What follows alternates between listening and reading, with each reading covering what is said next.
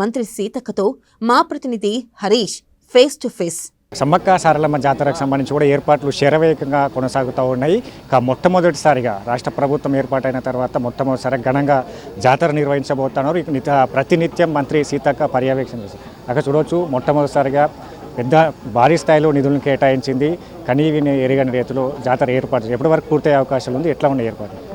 దాదాపుగా కొన్ని ఏమో 30 తారీఖు ఎండ్ అనుకున్నాం. తర్వాత అంతిమంగా 5th వరకు మ్యాక్సిమం భక్తులకు ఎక్కడ ఎలాంటి ఆటంకం లేకుండా ఈ చుట్టూ జరిగే పనులన్నీ అయిపోతాయి. రోడ్లు కూడా కంప్లీట్ అయిపోతాయి. ఇబ్బంది ఏముండదు. మనకు సంక్రాంతి నుంచి ఇంకా భక్తులు పెరుగుతారు. కానీ ఈసారి ఇంకా ముందు నుంచి వచ్చేసారు. దాదాపుగా వారం 10 రోజుల నుంచి భక్తులు సండే 1,00,000 మంది 1,50,000 ఇవాళ అయితే 2 లక్షల మంది వచ్చారు అంటున్నారు. కాబట్టి ఎక్కడ చూసినా చిన్న అంటే పెద్ద జాతర లాగానే అనిపిస్తుంది ఈరోజు. కాబట్టి ఇంకా మా సౌకర్యాలను కూడా ఇప్పటి నుంచే పెంచాలి. మేము ఎప్పుడైనా కూడా ఆ వారం 10 రోజుల ముందు అంతా చుట్టుపక్కల అంతా పెంచుతూ ఉంటాం. ఎక్కువ ఇక్కడ అందుబాటులో ఉంచుతాం. కానీ ఈసారి అయితే నేను కూడా ఇక్కడ రోడ్ ఎమ్మటి వస్తుంటే చాలామంది భక్తులు పెద్ద జాతర అప్పుడు ఎట్లా ఉన్నారు ఇప్పుడు కూడా అట్లా దూరంగా ఉన్నారు. కాబట్టి అవన్నిటిని దృష్టిలో పెట్టుకొని ఇప్పుడే కలెక్టర్ గారికి కూడా డ్రింకింగ్ వాటర్ ట్యాంకర్స్ ద్వారానైనా కూడా మనం ఎక్కడికక్కడ అందుబాటులో పెట్టాలి. ఎప్పుడు ఎవరు ఎక్కడ ఉంటారో తెలియట్లేదు భక్తులు. కాబట్టి ఎక్కడ ఎవరికి ఇబ్బంది ఉండకుండా చేయాలని ఆలోచన చేస్తారు. ఇప్పుడు సాగర తోరణాలు కావచ్చు, ధ్వజస్తంభాలు ఏర్పాటు చేస్తూ ఉన్నారు. ఆదివాసీ సంప్రదాయాలకు విభిన్నంగా వాళ్ళ చరిత్ర తెలిపే విధంగా కూడా చిహ్నాలను చూపిస్తారు. ఏం చెప్తారు వాటి గురించి చెప్పాలంటే? ఆదివాసీల చరిత్రకు విరుద్ధంగా అస్సలే ఉండవు. తాళపత్ర గ్రంథాలు మా వాళ్ళు తీసిరు. అదేవిధంగా మా చరిత్ర ఇవాళ అంటే ఇతర కొంతమంది బ్రాహ్మణ చరిత్ర అని అంటున్నారు. బ్రాహ్మణుల చరిత్ర కంటే ముందు ఆదిమానవుని చరిత్ర ఉంది. అందరి లైఫ్ అక్కడి నుంచే స్టార్ట్ అయింది. కానీ మేము అవే ఫాలో అవుతున్నాం. మా చరిత్రను కూడా ఎవరైనా లాక్కున్నారో ఏదో తెలియదు. కాకపోతే నేను అనేది మా చరిత్రలోనే ఉన్నాయే అక్కడ చెక్కించబడితే ఆడ ఆర్కిటెక్చర్ కానీ లేదా శిల్పి కానీ సొంతంగా ఎలాంటి నిర్ణయాలు తీసుకోవడానికి లేదు. ఒకవేళ అలాంటివి వచ్చినా కూడా మేము దాన్ని తీసేస్తాం తప్ప ఎక్కడ ఉంచాం. అట్లా గొట్టు గోత్రాల అంశానికి సంబంధించిన కాంట్రవర్సీ అవుతుంది. అది జనాలకు చెప్పే ప్రయత్నం చేసాము. అవును, గొట్టు గోత్రాలు ఇప్పుడు సమ్మక్క గోత్రం కానీ సారలమ్మ గోత్రాలు ఒకరి 3 ఒకరి 5 ఇట్లా బొట్లు ఉంటాయి. మాకు 3 బొట్లు 5 బొట్లు 7 బొట్లు ఇట్లా రకరకాల దేవుళ్ళ రకరకాల గోత్రాలు ఉన్నాయి మాకు. వాటిని ఆధారంగా తీసుకొని మేము పెళ్ళిళ్ళైనా ఫంక్షన్లు ఏదైనా కూడా మేము ఇళ్ళల్లో వేసుకునే ముగ్గు కూడా ఇప్పుడు నాది 5వ గోత్రం అంటే 5 వేస్తారు. తమ్ముందు 4 ఉంటే 4 బొట్లు వేస్తారు. అవే అక్కడ రావడం జరుగుతుంది. అట్లనే మాది పడిగా అని ఉంటుంది రెడ్ క్లాత్ మీద. అవన్నిటి మీద మా పూర్వీకులు కొన్ని చెక్కిర్రు. అందులో కూడా త్రిశూలం ఉంది. దాని అంటే అప్పుడు ఏ రకంగా అది ఎందుకు వచ్చింది. ఇప్పుడు ఇక్కడ సారలమ్మ పగడిద్దరు రాజు దగ్గర కూడా శివుడి గుడి కూడా ఉంది. శివుడి గుడి కూడా ఉంది గోవిందరాజు దగ్గర శివుడి గుడి అప్పుడు పురాతనంలో. సో ఇవన్నీ మేము ఇప్పుడు తీస్తూ ఉన్నాం.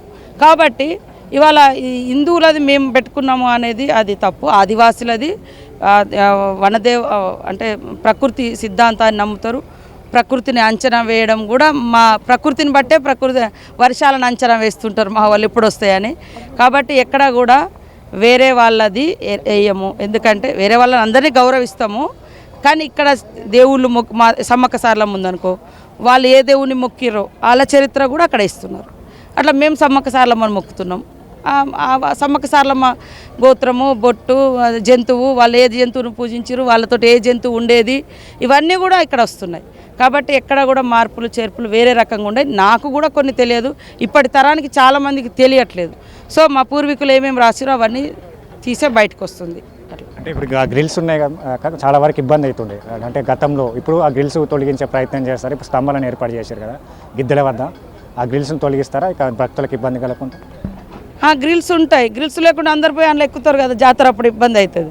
కాకపోతే మంచి బందోబస్తుగా గ్రిల్స్ నుంచి చూసుకునే అంత అవకాశం ఉంటుంది. ఆ చుట్టూ అది ఉంటుంది, గ్రానైట్తో ఉంటుంది. మళ్ళీ గద్దెల చుట్టూ గ్రిల్స్ కూడా ఉంటాయి. గ్రిల్స్ లేకుంటే లక్షల మంది ఇబ్బంది పడతారు. కాబట్టి గ్రిల్స్ ఉంటాయి. గ్రిల్స్ ఉన్నా కూడా దూరం నుంచి చూసుకోవచ్చు, వేరే టైంలో లోపలికి కూడా పోవచ్చు. రైట్.